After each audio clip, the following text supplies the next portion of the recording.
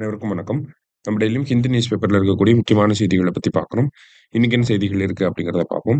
இன்னைக்கு பெரிய அளவுல பார்த்தீங்கன்னா, செய்திகள் எல்லாமே அரசியல் சார்ந்த செய்திகளாக தான் இருந்துச்சு.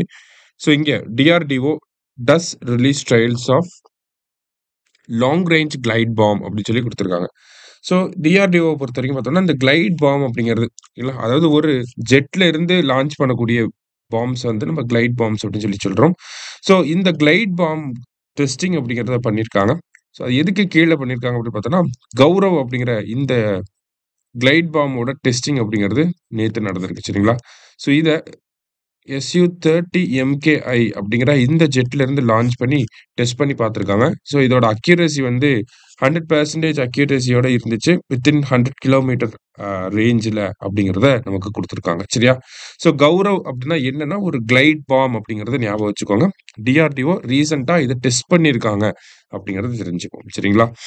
அடுத்ததா பார்த்தீங்க அப்படின்னா, Indian electronic voting machines not connected to internet or wifi அப்படின்னு சொல்லியிருக்காங்க.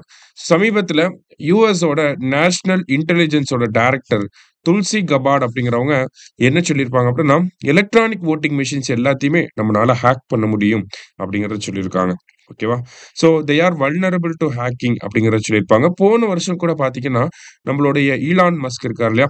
அவர் வந்து இவிஎம்ஸ் ஆர் ஹேக்கபிள் அப்படின்னு சொல்லியிருப்பார். ஓகேங்களா? ஹேக் பண்ண முடியும். ஆர்டிபிஷியல் இன்டெலிஜென்ஸை யூஸ் பண்ணி இவிஎம்ஸ ஹேக் பண்ண முடியும் அப்படிங்கிறத சொல்லியிருப்பாங்க.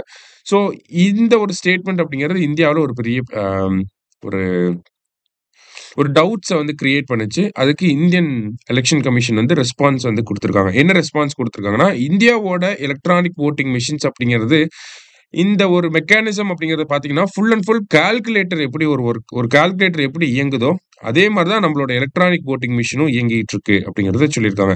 எப்படி ஒரு கால்குலேட்டரை பெரிய அளவுல நம்மளால ஹேக் பண்ண முடியாதோ, அதே மாரி தான் ஒரு எலக்ட்ரானிக் வோட்டிங் மெஷினையும் ஹேக் பண்ண முடியாது அப்படிங்கிறத சொல்லியிருக்காங்க.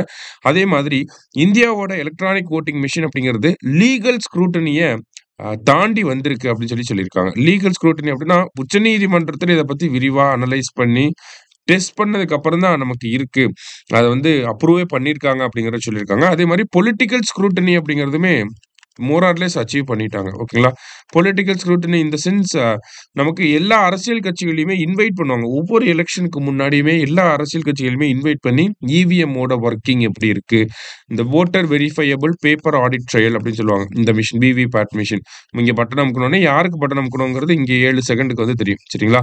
ஸோ இந்த விவிபேட் மிஷின் எப்படி இயங்குது?